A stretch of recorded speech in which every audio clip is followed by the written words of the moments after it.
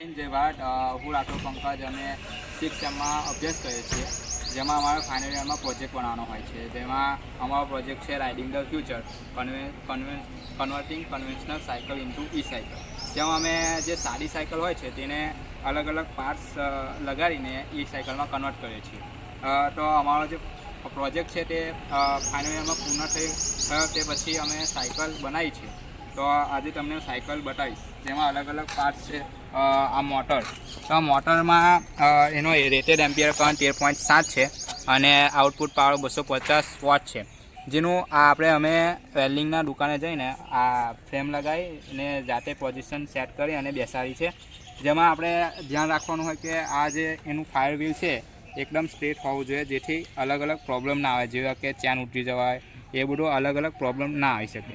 આ એકદમ સ્ટ્રેટ હોવું જોઈએ, જેથી એકદમ સાથે ઘૂમવું જોઈએ, ફરવું જોઈએ. બીજું પાર્ટ છે આપણો આ બેટરીમાં 24 વોલ્ટ 20 mAh બેટરી છે અમારી, જેમાં આ ચાર્જિંગના વાયર છે બ્લેક અને રેડ, અને આ ડિસ્ચાર્જિંગના વાયર છે, જેથી બધા ઇક્વિપમેન્ટ કામ કરી શકે.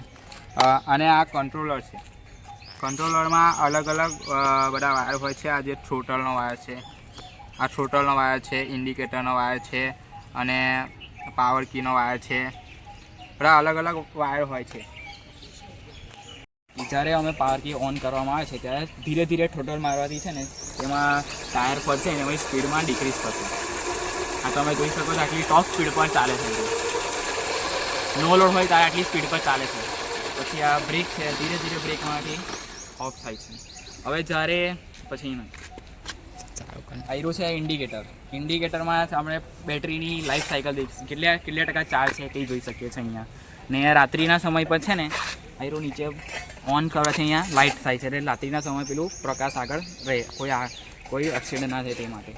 પછી આ છે સ્પીડોમીટરમાં સાયકલનું કેટલા કિલોમીટર ફરી છે, કેટલી સ્પીડ પર ફરી છે અને કેટલા કિલોમીટર ફરી ચૂકી છે તે દેખાડે છે. એ નીચે આયરો અહીંયા સેન્સર છે.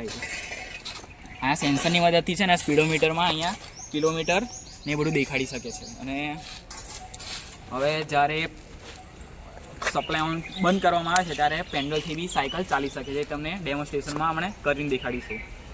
જ્યારે પાવરથી ઓન કરવામાં આવે છે ત્યારે હવે ધીરે ધીરે થ્રોટલ મારી છે ને સાયકલ આગળ વધશે. પેન્ડલ મારવાની જરૂર નહીં પડે આ સાયકલમાં, થ્રોટલમાં.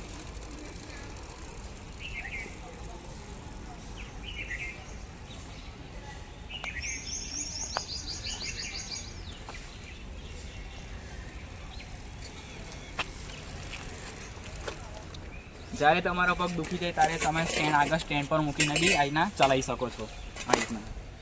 એટલે તમે બાય ચાન્સ તમારી બેટરી ડિસ્ચાર્જ થઈ જાય તો તમે છે ને પેન્ડલથી બી સાયકલ ચલાવી શકો છો. તે બી આમાં કશું પાછળ કંઈ તકલીફ પડે નહીં મોટરને. Thank you. બસ આમાં પ્રોજેક્ટ છે. Thank you.